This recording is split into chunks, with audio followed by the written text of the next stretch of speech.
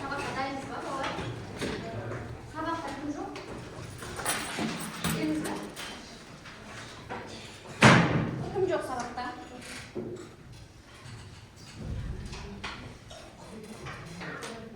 Келіңіз бе? Сабаққа дайынсыз ба, балалар? Ал сабаққа кіріспес бұрын біз бірінші топқа бөлініп отырып алайық. Бәріміз экранға қарай кім қайсы топқа түседі, сол топ бойынша барып отырамыз.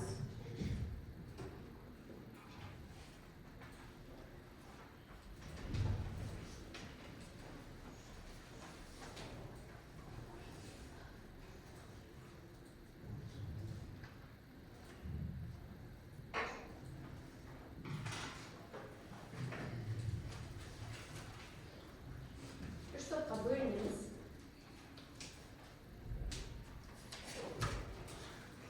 Ал балалар, кім қайсы топқа, сол топқа барып отырамыз. Бірінші топ, мынау. Ай, бар, сен көрмей қалдың, үшінші топқа. Балалар, көріп алдық ба, қайсы топта екенімізді? Міне, бірінші топ, мына партаға келіп отырамыз. Екінші топ, үшінші топ.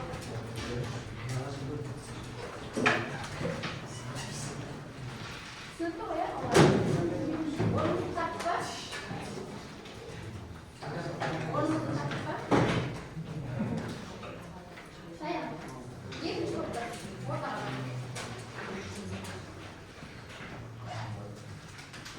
Жақсы, балалар жайғасып алды, иә?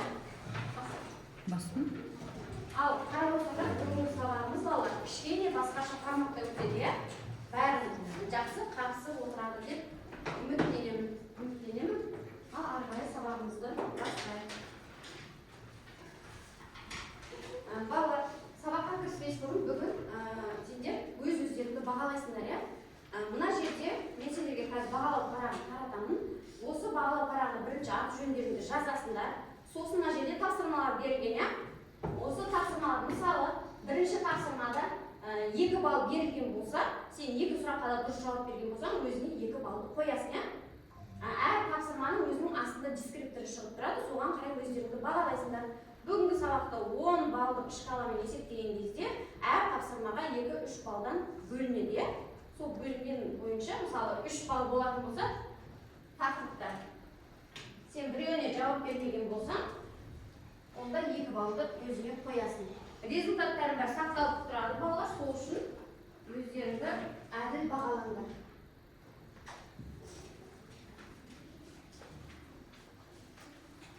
Аты жөндеріңді жазып қойыңдар.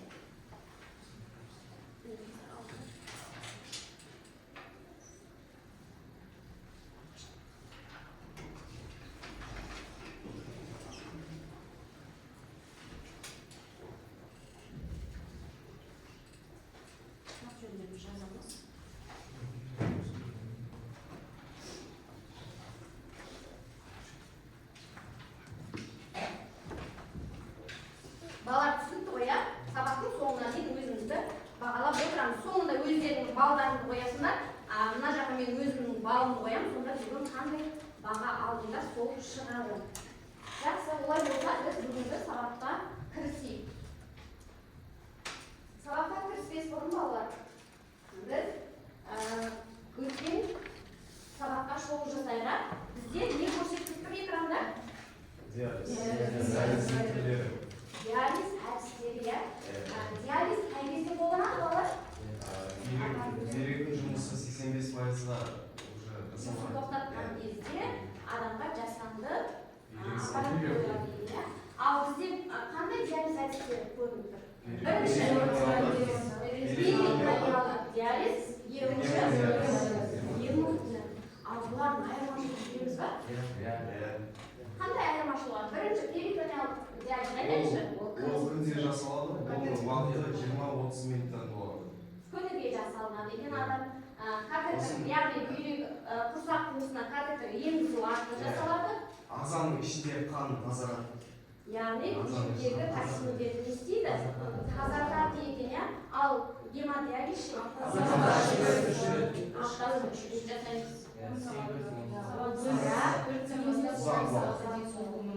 әр сеанстың уақыты өте ұзақ екен, 8-10 сағатқа дейін еще ол қанды тазарту кезінде ол сыртта аппаратпен тазарту. Адамның қатысуынсыз іске асады. Адамның венасына ине жіберіледі, ол қан алып келетін диализатор аппаратына құйылады екен, сол жерде диализ сұйықтығымен ол жаңағы антитоксиндерден арылады да, тазаланған қан қайтадан істейді, адамның ағзасына жіберіледі дейді. Денесінен тыс қанды тазартады. Дұрыс, денесінен тыс қанды тазаланады. Жалпы диализ деген не болды сонда балалар? Бүйректің өлегісіз тазалау әдісін біз диализ деп айтады екенбіз. Бұны енді қайсысы адамдар үшін тиімді, қалай ойлайсыңдар? Гемодиализ неге? Себебі әр сеанс сайын ауруханаға баруды ол ауруханаға барады дейсің. Мысалы, тиімді деп жатсыңдар бұны диализдің көмегімен тазалау. Бірінші әдісі перитониалдық диализде сүзгішті трубканы, яғни оны дұрыс орнатпаса, Ол көніге құрсақ қуысын тесе берген кезде не істейді? Жара пайда болуымен жара жерге не түседі? Инфекция түседі. Содан асқынулар болуы мүмкін. Бірақ бұны үйде де жасай беруге болады екен. Яғни әрқайсының өзінің артықшылығы мен кемшілігі бар. Бұл науқас адамның өзі шешеді екен, өзі таңдайды. Өткен сабақта балалар естеріне түсті ме? Еске түсіп, диализ әдістерін ажырата аламыз. Оны қандай жағдайда қолданамыз, біз есімізге түсірдік.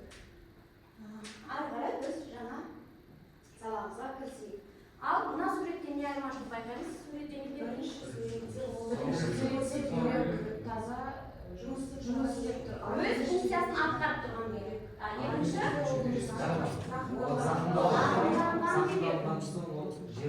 Жиырылып, бүрісіп, кішірейіп қалды. Бүйректің құрылымдық қызметтік бірлігі не еді балалар? Нефрондар еді. Қанша нефрон болушы еді бүйректе?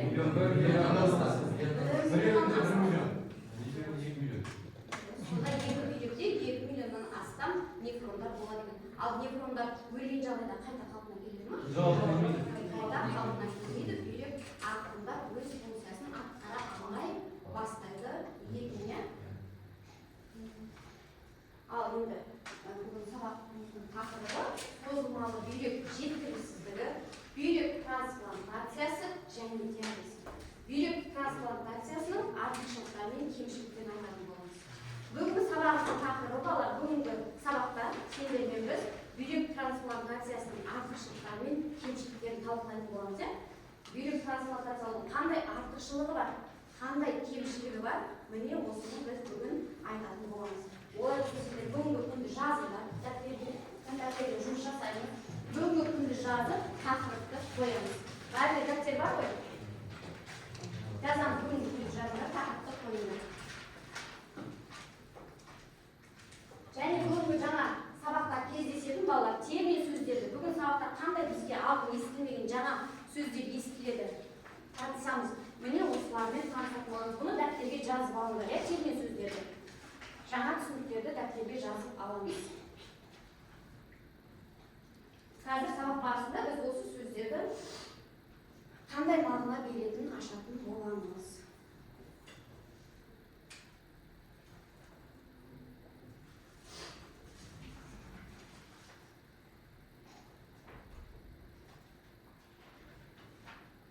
Жазып жатырмыз ба бәріміз?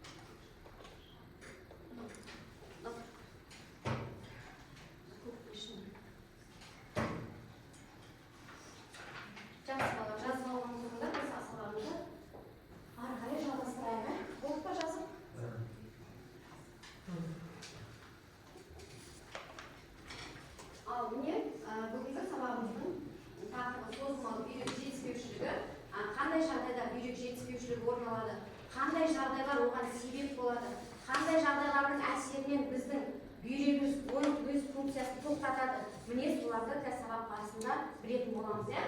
Бүйрек жетіспеушілігі бұл организмнен зәр арқылы шығарылатын заттардың нормадан ауытқуы, қанда азоттық қалдықтардың жиналуы және бүйректің бөліп шығару қызметінің бұзылуы.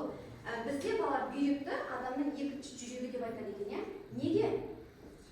Себебі біздің ағзамыздағы бөлінген токсин заттар не істейді ол? Сыртқа шығарып тұрады. Ал ол токсин бүйрегіміз зақымданған болса, токсин заттар сыртқа шықпаса не орын алады? Жаңағы улана бастайды, ағзамызға қарай бастайды екен, ағза улана бастайды екен. Яғни сол үшін бізді бүйректі адамның екінші жүрегі деп айтады екен. Созылмалы бүйрек жетіспеушілігі балалар ең негізгі қауіптісі оның бастапқы белгілерін адам сезбейді екен. Созылмалы бүйрек жетіспеушілігі 3 айдың көлемінде немесе одан да көп уақытта байқалатын бүйрек қызметінің қайтымсыз бұзылу синдромы. Қайтымсыз дейді. Созылмалы бүйрек жетіспеушілігіне ұшыраған адам оның бүйрегі не істейді? Қайта қалпына келмейді, емделмейді. Оның ең негізгі қауіптісі жаңа айтты, адам оны байқамауын бастапқыда байқамайды, ол жайлап микрондар не істейді? Өле береді. Бүйректі созылмалы ауруының салдары нефрондардың үдемелі өлуі. Бағана айтты, бүйректің құрылымдық қызметтік бірлігі нефрон деді. Нефрондар қандай жағдайда өлуші еді? Өткен сабақтарда дұрыс тамақтанбаған салауатты өмір салтын ұстамасақ, сосын жоғары қан қысымы қан қысымы көтерілген кезде не істеуші еді? Әр қан қысымы көтерілген сайын бүйрекке әсер етеді, бүйректегі нефрондарды не істейді?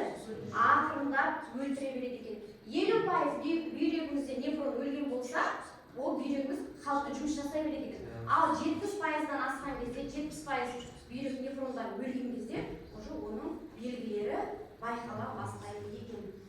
Несектар, креатинин, несек қышқыл сияқты ұлтты әсері бар азот қалдықтар ағзада көбейеді екен.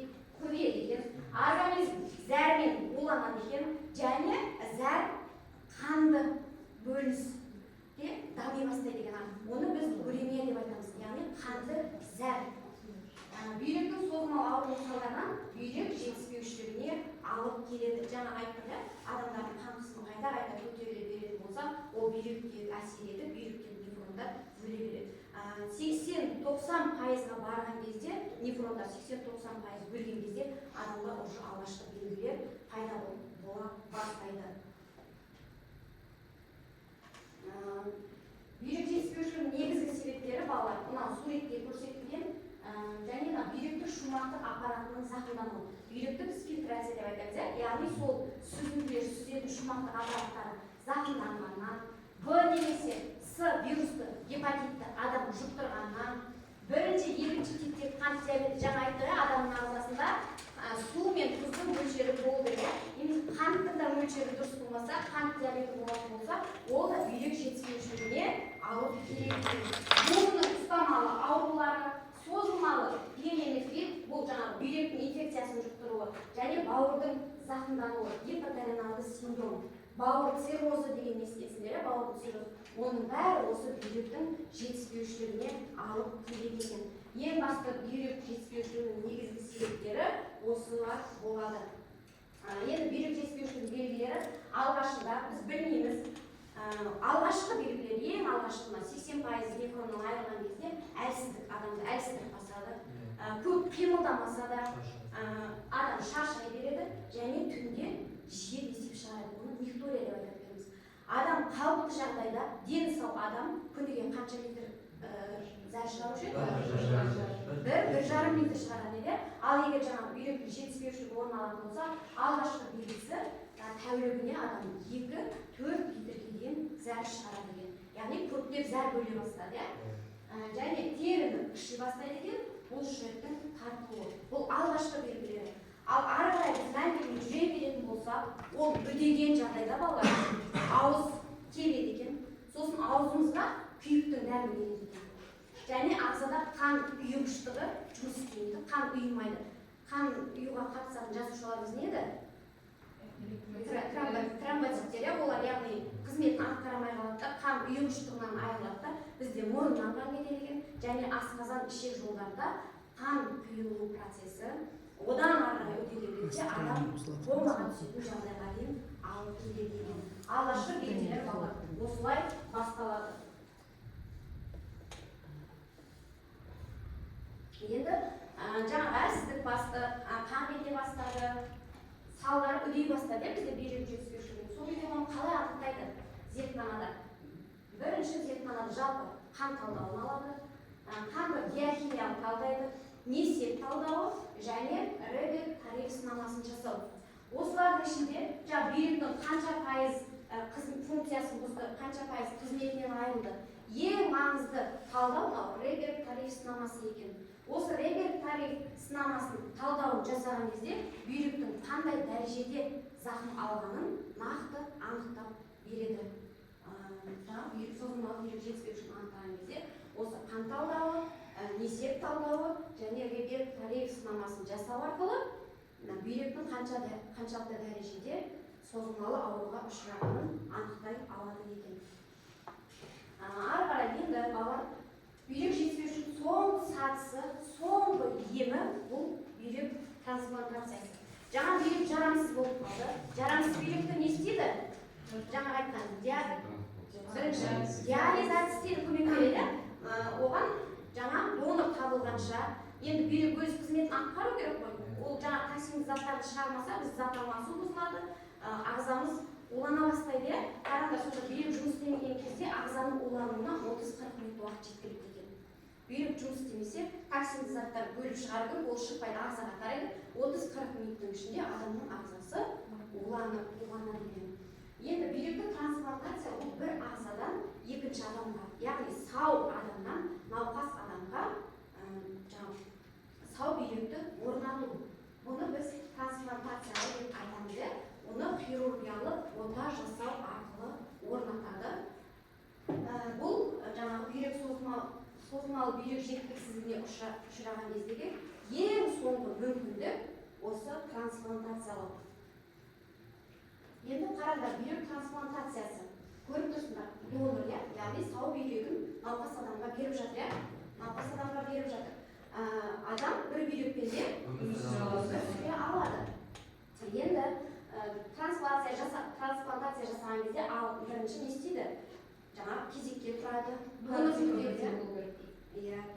Донор табылған жағдайда оларды не істейді? Екеуінің қан топтарын, жаңағы денесінің салмағына да қарайды, жынысына да қарайды, ағзалары қан топтары сәйкес келе ма? Егер сәйкес келеді деген жағдайда жаңағы сау адамның донордың бүйрегін науқас адамға орнатады екен. Орнатқан кезде науқас адамның өзінің бүйрегіне тиіспейді. Яғни байқап тұрсыңдар, бүріскен, яғни функциясынан айырылған бүйреге ол өз орнында қалады. Донордан алынған сау бүйректі науқас адамның мықын тұсына орнатады. Астыңғы жағына қарай орнатады. Орнатқан кезде анастомоздарды бастайды. Бірінші бүйректі алып келеді. Донордан алғаннан кейін бүйректі балалар 78 сағаттың ішінде барынша тезірек орнатады. Сол кезде жаңағы жақсы нәтиже береді. Уақыт оздырмай. Максимум 72 сағаттың ішінде орнату керек. Яғни мықын тұсына алып келеді де анастомоздарды бастайды. Анастомоздар дегеніміз бұл жалғама. Не істейді? Донордың бүйрегінің вена қан тамырын науқас адамның мықын вена тамырына жалғайды. Донордың бүйрегінің артерия тамыры науқас адамның артерия тамырына жалғайды және донордың бүйрегінің несеп ағарын науқас адамның қуығына жалғайды. Анастомоздар аяқталғаннан кейін бәрін жаңағы науқас адамның денесіне жалғап болғаннан кейін қан енгізеді. Қан енгізген кезде қарай балалар, артериядан вена қан аққан кезде бұралып қалмай ма, қан еркін өтеді ма, сосын несеп ағар еркін жататындай етіп орналастырады. Міне осы орналастырғаннан кейін анастомоздарды аяқтайды. Ары қарай енді үлкен қауіп ол ағза бүйректі қабылдамау. Бүйректі қабылдамай қалуы мүмкін, қанша тексеріп салса да, ондай жағдайда ағзаны қабылдату үшін адамға иммунодепрессанты дәрі-дәрмектер енгізіледі. Дәрі-дәрмектерді береді. Ол жаңа ағзаның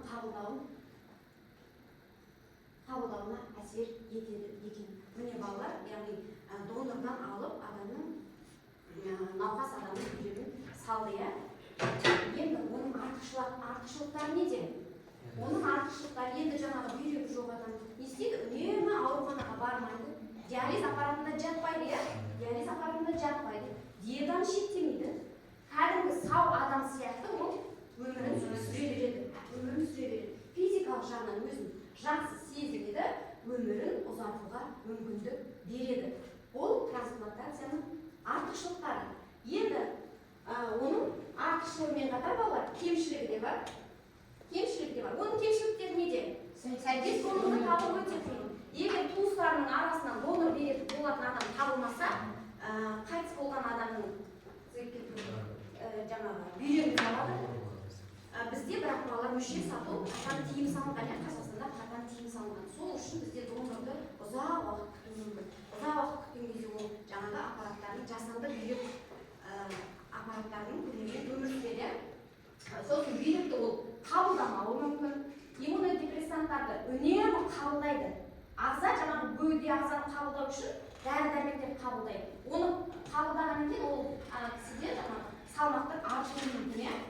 Сосын жұқпалы аурулар болған кезде жаңағы науқас адам оны бірінші жұқтырып алу, яғни иммунитеті нашарлайды. Және арнайы маманның бақылауында болады. Жылына, айына тексеріліп тұрады. Бұл трансплантацияның кемшіліктері. Ал диализдің артықшылықтары не деді? Бұл жаңағы трансплантациядан алдын болатын жағдай. Оның артықшылығы бүйрекке қарағанда қолжетімді. Донорды күтіп ұзақ жатпайсың. Дәрілер ешқандай қажет емес. Жаңа диализ аппаратына жатасың, ары қарай жүре бересің, ал диализ 100% табысқа жетеді. Бірақ кемшіліктері аптасына 3 рет ауруханада 10 сағат ұзақ деп алады. иә, уақытыңды өткізесің. иә, еркінді қалыпты өмірдің аздығы. Жеке еркін өмірі аз себебі ол ауруханаға үнемі қармап тұру керек.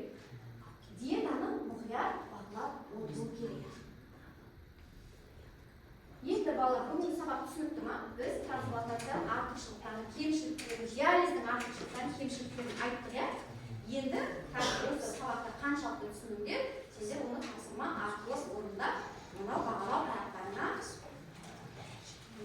бағалап отырасыңдар, жарай ма? Енді бізде бірінші тапсырма бұл квизбол қосымшасы арқылы бүгінгі сабақтың тақырыбына байланысты сұрақтарға жауап береміз. Ол үшін қазір балалар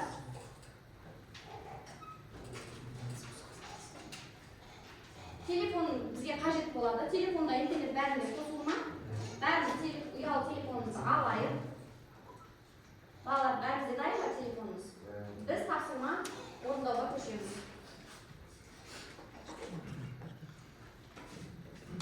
Бүгінгі айтылған тақырыптар бойынша тапсырмалар орындаймыз. Қазір шығар.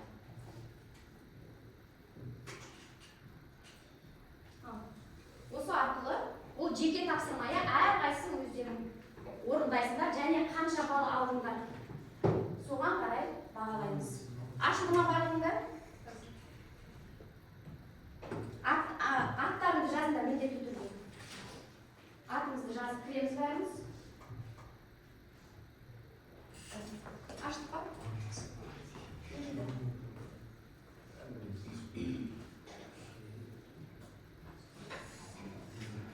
Аштық ма? Мына баш қосылды ғой. Немен қосылшы? Көрдің қосылшы. Тақым қосылмай жатыр. Қосылды? Қайда шығып кірші? Немесе ана код арқылы кірсене болады. Сен екеуің ба? Тағы кімде? Тағы кімде ашпай жатыр?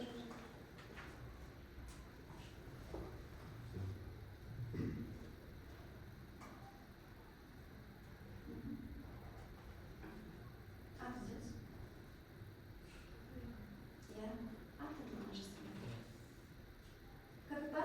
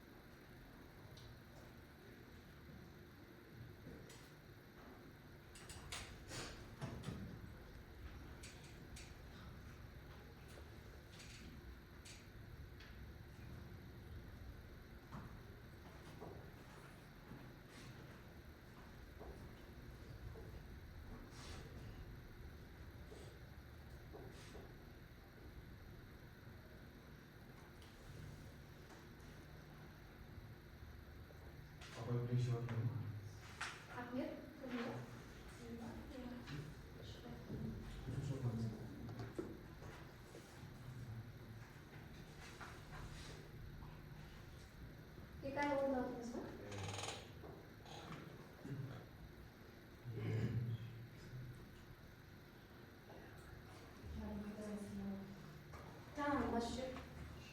Sen de incenin başı kapı. Güneş kapı. Sen aşık değil mi? Kişine kutusun kaybısıydı.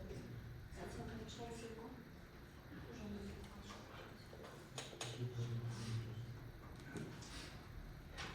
Oldu bak. Aynen 8 sıramız oldu.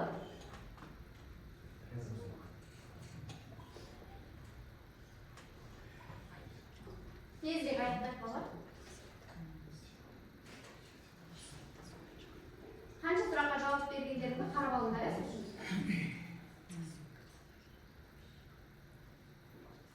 Tezlik ayakta. Erkin.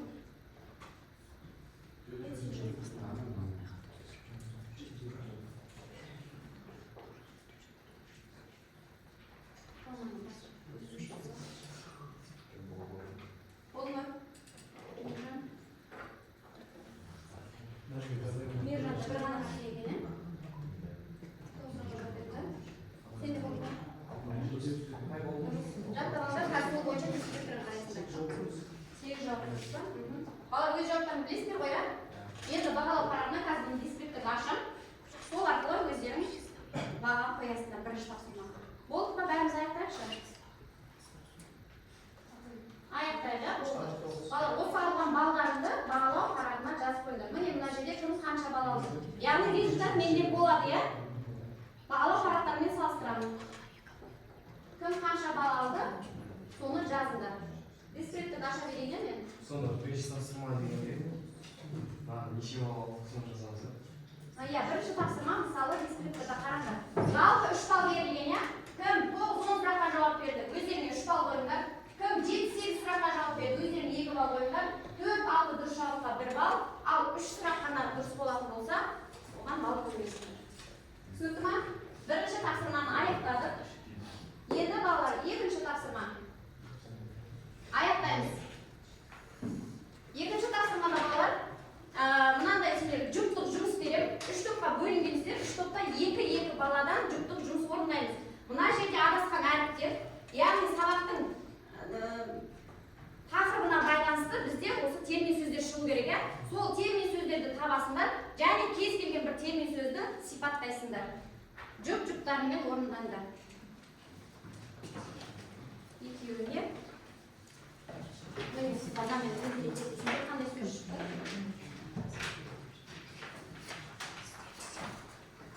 juftlik жұмыс. Ikkinchi taqsimani juftlik. Birinchini baholab bo'lgan bo'lsa, ikkinchi taqsimani kirsangiz. Qanday so'z chiqdi, shuni belgilayver. Ikkiyo'ni. Sen shuni. Termin so'zlarni tez-tez qabamiz, taqrimga baylanishlar. Bugun qanday so'z eshitding? Jana. Durust, men topdim уже. O'sni qo'yib qo'y. O'sni birovning sifatlab berasizmi, ya? Transplantatsiya. Olsam shuni. So'ng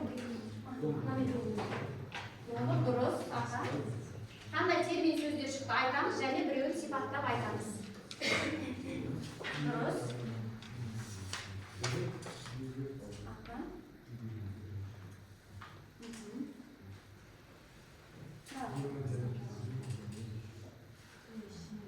Ержан енді қағазбен жұмыс істейміз.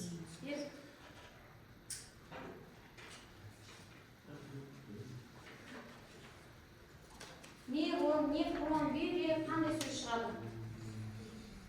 Өткен тақырыпқа болса да. Дайын топ, қолыңызды көтеріп айта беріңіз. 2-3 сөз тапсаңдар жеткілікті. Қайсы топ дайын? 2-3 сөз жеткілікті дейсіз. Иә. Ал.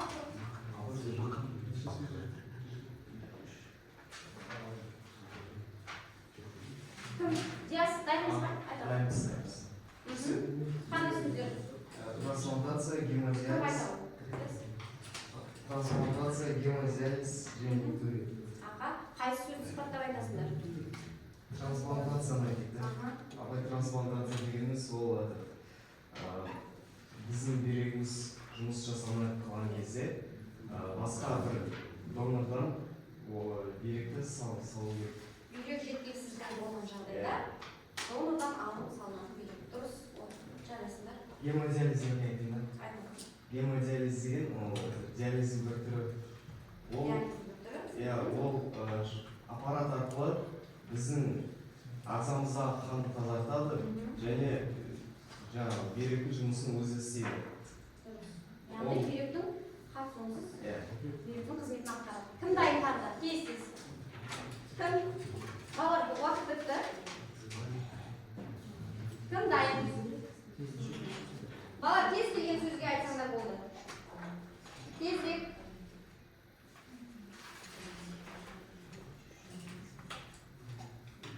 Қарақат. Айта ғой. Екі сөз, үш сөз болса жетеді. Балалар тыныш. Трансплантация. Гемодиализ, трансплантация. Реверторик. Реверторик айтыңдаршы, ол не еді?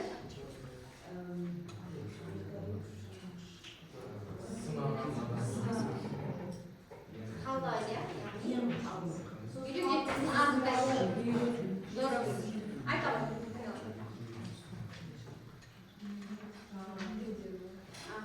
Сен өзің неше?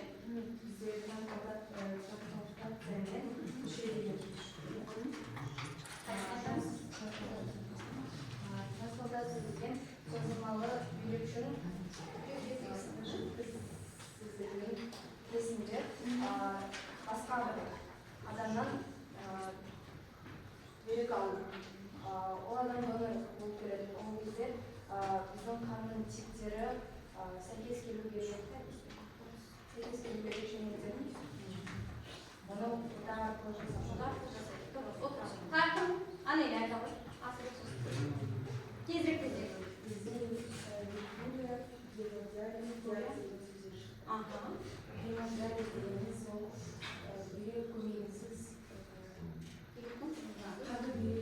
Қандай бүйрек көмегінсіз тазалау диализ екіге бөлінеді. Паракеттералық және гемодиализ. Асылбек, болды. Қысқаша жетеді. Güzel bir sağlık transplantasiya, buyurur, donor, Қайсысын айтамыз? Donor. Мысалы, адамның бір органы дұрыс жұмыс істемесе, ауырып қалса, оны екінші адам істейді. Яғни, сау бүйрек бүйрек санайды. Дұрыс. Айтамын. Гемодиализ аптасына 3 рет жасалынады. Әр сеанс кем дегенде 8-10 сағат, әр сеанс кіші ауруханаға барады. Әр сеанс үшін ауруханаға бару қажет екен. Бәріміз айттық па? Қайсы топ қалды? Кімге жаңа айтамыз?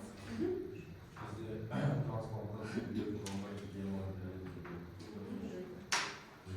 Бүйрек деген не екен осы ішінде? Бүйрек деген ол адамның мүшесіндегі негізгі бөліп шығарушы мүше. Дұрыс айтасың. Базы дұрыс айтасың. Абай шығды. Болды, иә, сен жауап беріп қойдың. Енді осы балл бойынша өздеріңді бағалаңдар, иә? Ары қарай балалар бізде топтық жұмыс. Енді әр топтан бала келеді, бір бала. Топтық жұмысты орындаймыз. Бірінші топ келіңдер. Бірінші топтан өздерің ойнасып біреуді шығарыңдар. Бірінші топ. Кел, әне, сен шасың ба? Сен бірінші топ бүйрек трансплантациялаудың артықшылықтары. Балалар, мына қазыларды дұрыс тапқан жағдайда бізде артында осы тақырыпқа байланысты сурет шығу керек, иә? Сол үшін дұрыс табамыз. Бірінші топқа бүйрек трансплантациялаудың артықшылықтары. Тез басқан, диализ қажет етпейді, дұрыс артықшылықтары. Өмірін ұзартуға мүмкіндік береді, дұрыс. Бірінші топ айтуға болады, басқа топтың жатамыз, иә? Диета сақтамайды, дұрыс. Бірінші топ көмектесеміз. Дұрыс. Өзін ауырып адам ретінде сезінбейді.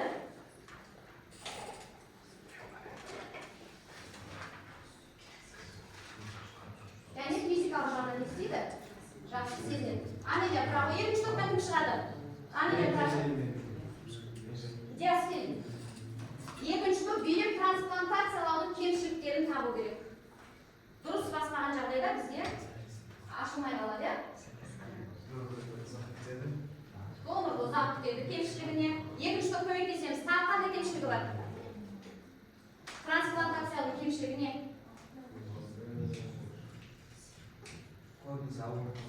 Жоқ, ол диализ трансплантацияны айтасыз. Айтып жатырсыз, иә? Иә, дәріні үнемі қабылдау керек. Тағы да?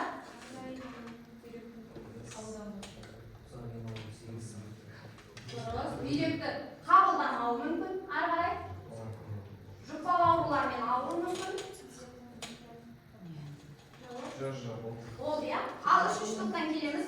Dializ әдісінің кемшіліктері. Безгіш шағын, қарақат келесіз. Ал, талқылап айтасыз. Диализдің кемшіліктерін қарасаңыз, үшінші топта қандай кемшілік бар? Диетаны мұқият бақылап отырады.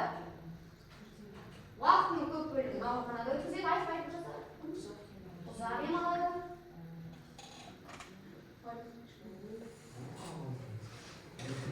Тұрақты сеанс қабылдайды. Қалыпты өмірдің ақылы. Бізде бала бірінші топ, дұрыс ашпады, ол сен дұрыс бірінші топтан жоқ, екінші топ кемшіліктерінде бір сөзді айтпай кетсе, арнайы маманның бақылауында болады. Яғни бала біздің бүгінгі сабағымыздың тақырыбына байланысты қасында орналастырған кезде шықтық, иә? Енді балалар өзімізді бағалап жіберейік. Бүгінгі сабақ сендерге түсінікті болды ма? Артықшылықтар мен кемшіліктерін білдік па балалар? Білдік, иә? Енді сендерге сабақ ұнады ма, ұнамады ма, оны қазір айтыңдар. Мынау рефлексия арқылы бағалап өтіңдер, иә? Телефондарына қараңдар. Телефонға тез кіреміз да балалар. Мына ссылка арқылы кіріп дауыс береміз. Ал бүгінгі сабақ түсінікті болды ма? Түсінікті болмады ма? Кіріп дауыс беріңдер. Сабақ өте жақсы өтті, бәрі түсінікті болды десеңдер балалар, біріншіні басасыңдар. Сұрағың бар болса, екіншіні, ұнамады сабақ десеңдер, онда үшіншіні басамыз.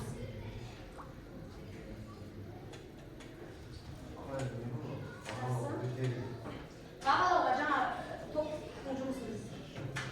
Бір қате болды, иә? Бір қате болды. Бір алты міндет қоясыз. Екінші қасыма қандай болды? Екінші қасыма жүктік жұмыс болды. Оған жауап беріп қойсын. Ол балаға. Балалар, бүгінгі сабақты бақылап жіберейік. Сабағымыздың мақсатына жеттік деп ойлайсыңдар ма балалар? Артықшылық кемшілігін білдік, иә? Жақсы балалар. Барлық балаға түсінікті болыпты.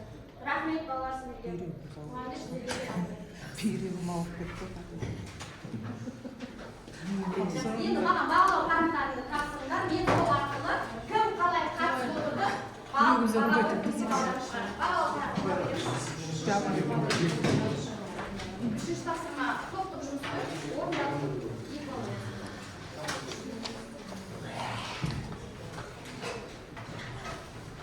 Бағалау парақтарын жинап беріп қойды.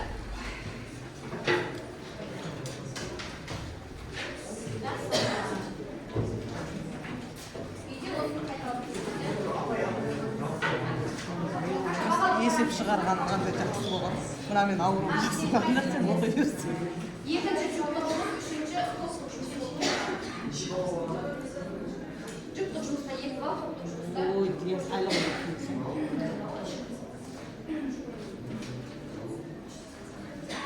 Апай көрсінші жасыма. Төртінші тапсырма. Уақыт салған жасайды қосымша.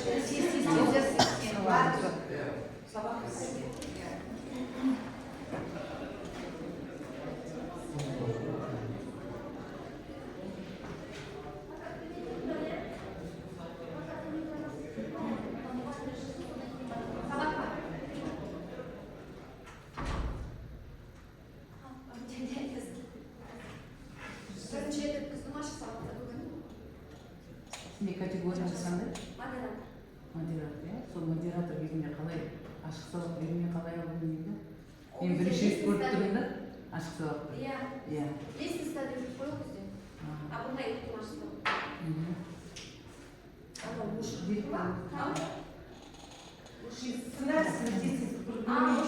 Включи слайд.